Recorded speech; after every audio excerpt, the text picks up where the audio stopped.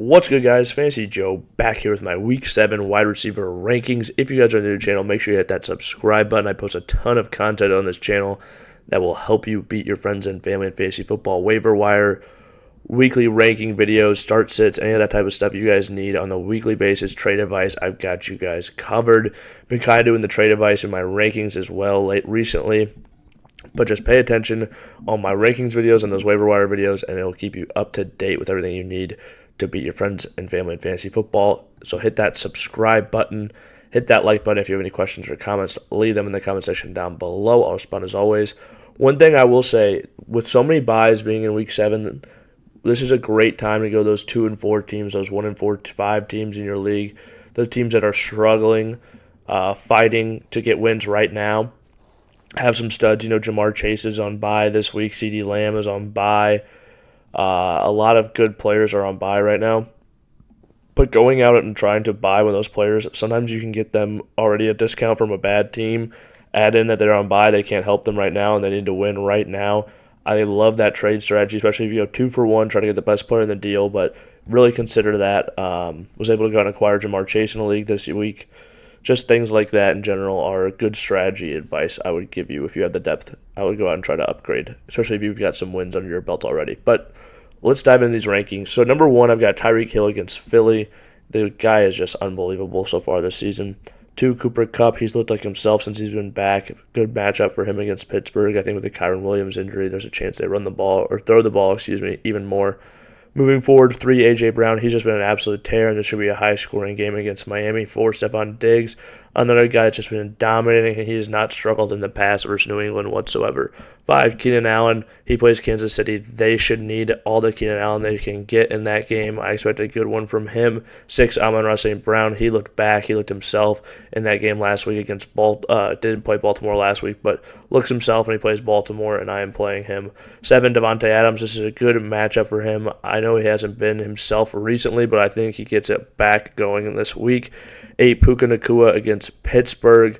He's had over a 30% target share since Cooper Kupp's been back. That's excellent. It's overshadowed because Kupp gets more, but Kupp's on a planet by himself. Any wide receiver outside of him, you'd be happy to have a 30% target share.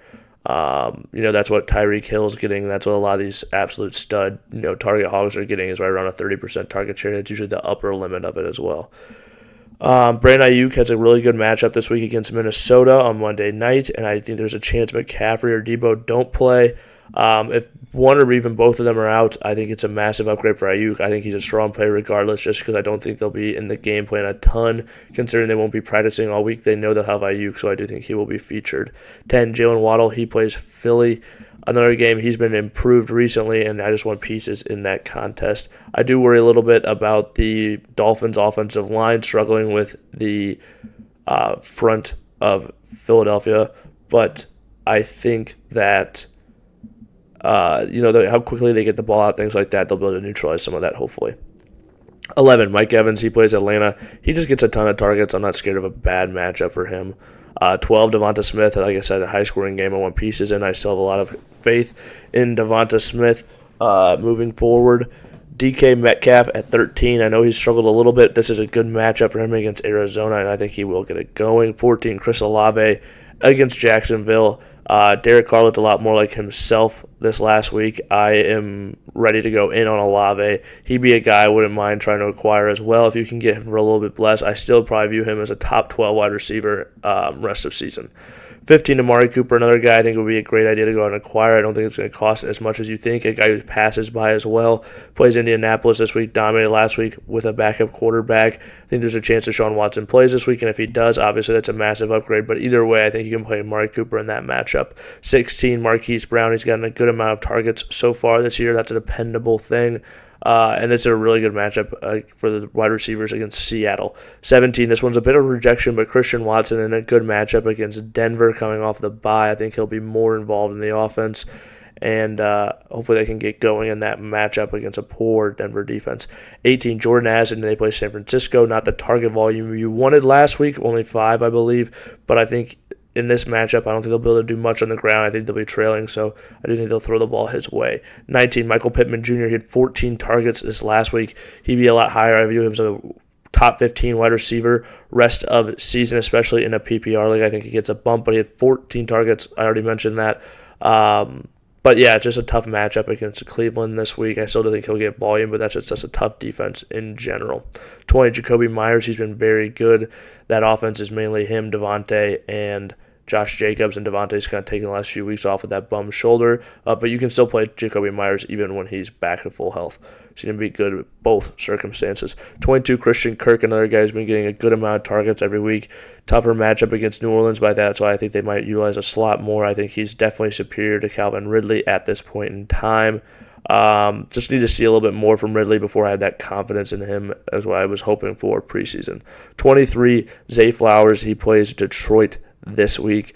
Flowers got into the end zone last week. That was nice for him, and he's just heavily targeted. I think 19 targets over the last 2 weeks. Detroit is a good defense, but you know that Baltimore's likely going to need to score points in the second half and be passing the ball, so you got that to look forward to. DJ Moore, the reason he's this far down against Vegas, Justin Fields is out. Their backup quarterback, I think, is a massive downgrade, even though I don't think Fields is, the prettiest of skies, but that definitely lowers my confidence in playing DJ Moore with the quarterback situation currently.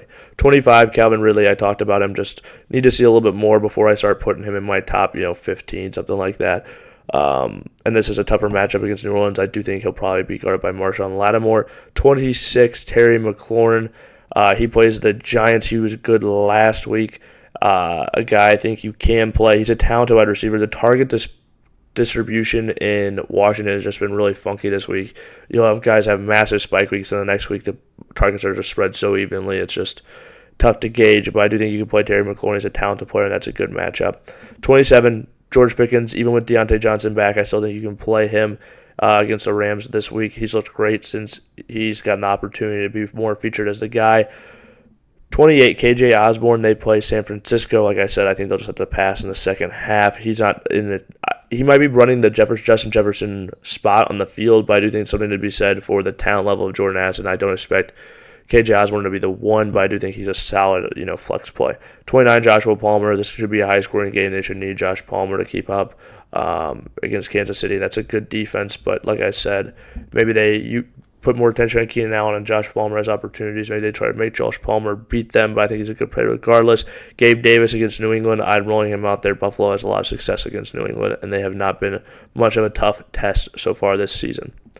All right, if you guys have made it to this point in the video, please hit that like button, hit that subscribe button. If you have any questions or comments, leave them in the comment section down below. I'll respond as always. This has been Fantasy Joe. Thank you guys for watching.